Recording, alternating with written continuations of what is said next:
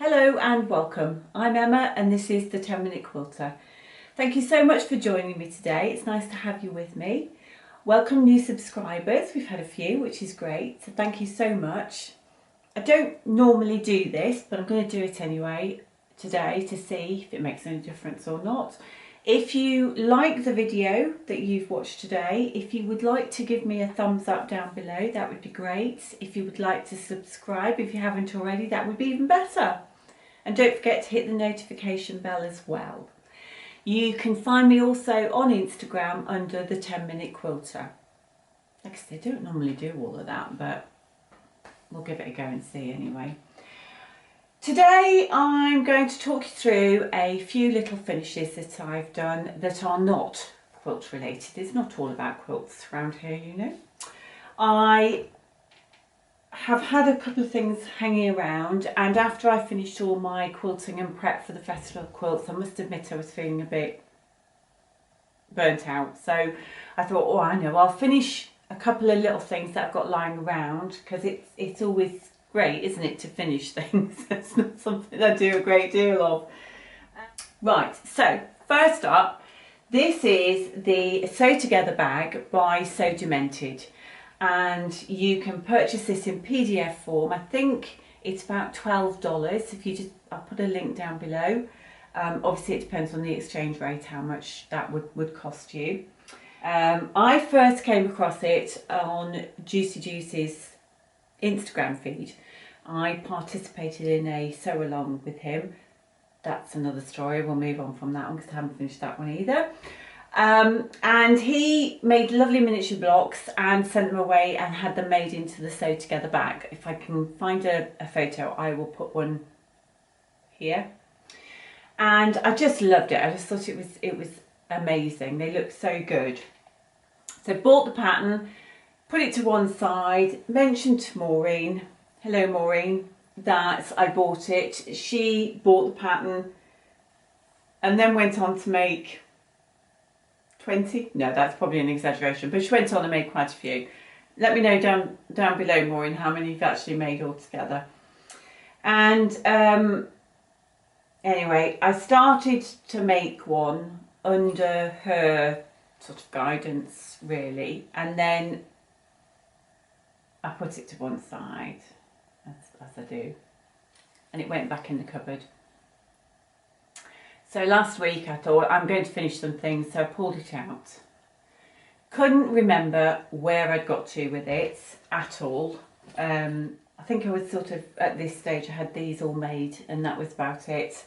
Maureen very kindly dropped one of hers round to help me get back on track with it. And I eventually found a great set of step-by-step tutorials on YouTube with a lady called Birdcage and Thread. I will put a link down below. Now I'm assuming that she has had permission to do the tutorials. There is another one with Mr. Domestic as well, which I know he says on there quite clearly that he has permission to do it. She doesn't give anything away measurement wise. None of the measurements for cutting or the measurements that you use throughout the tutorial are given. You do have to have the pattern. But it's a great set of videos and I found it very, very helpful, I must say, to get me through it. It's a lovely pattern. I found the written pattern very, very difficult to get through and to understand. Now that could just be me, I'm not sure, but I found the video link indispensable, really, so I would highly recommend it if you buy the pattern. So worked my way through it slowly and finished it over the weekend. I had a load of tumbler shapes that I had cut out from leftover Japanese fabrics and put them together to form my outside panel. And these are all Japanese fabrics, and then I thought I'd use a nice bright zip on the inside for my pockets. And so I am very pleased with it. I think I'm going to use this as my sort of like machine sewing supplies, you know, for my needles and my bobbins and a little toolkit for my machine and things like that. Very, very pleased with it. So that's pattern number 1.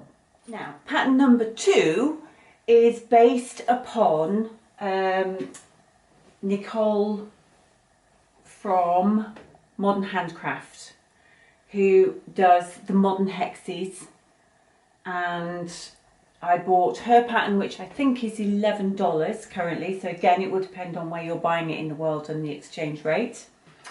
But they are lovely little hexagons that are then machined down, and it's through each of the points, and that also then forms your quilting for your panel as well.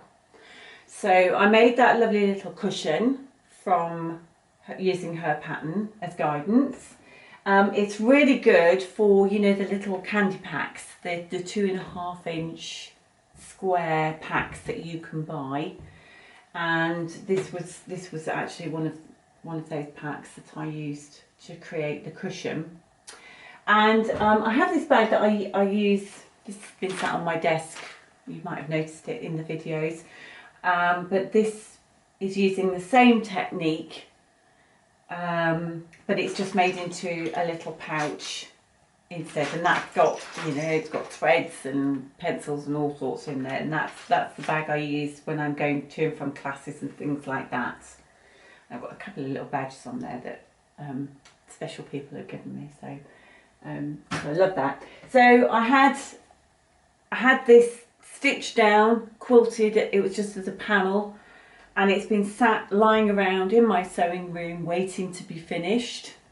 And so I managed to get a zip into that and got it lined and got that all finished as well this week. So I'm feeling quite chuffed with myself that I've got, you know, a couple of finishes. So that's good. So the last pattern that I want to mention today is a pattern by Knot and Thread, which is the Patchwork duffel bag. And I bought this, I think I did buy this one on sale, but it's another one of those patterns that I bought and then sort of stuck in my download file on my computer for another time. Maureen made the most amazing overnight travel bag for one of the ladies in one of our groups, and I will put a picture up here of it with her permission anyway. And I thought, oh, I love that bag, I'm going to make one of those. And I had this bark cloth fabric, which has got it's got such a lovely feel to it, it really has. And I wanted to use this for it, so I put this onto the quilt frame and quilted it up just with a nice meander just to hold it together. And this is fabric that came out of my stash, and this is probably, it's one of those ones that's about as old as my youngest son, I think, actually, probably purchased in Canada. So quilted it all up, ready to go. It's got the foam on the inside, and then realised that there wasn't enough to make the bag. It's a Biani bag. I'll put a link down below. It's the story of my life, isn't it? I mean, you must be noticing this common theme that's going through all of my videos. So there's not enough. So I decided I was going to have a go at the patchwork duffel with this instead. So so watch this space. That's what this is going to become. I'm not going to say when, because you might hold me to it. So at some point this will be a patchwork duffel bag. Honest, it will. Maybe. Anyway, that's that one. That's it for this week. I am heading up to the Festival of Quilts at Birmingham later this week, so if you are there and you see me, do stop and say hello, won't you? It'd be lovely to meet you. And I will take some footage while I'm up there and hopefully put a little video together for you when I get back. Thanks for joining me today. Take care. See you soon. Bye.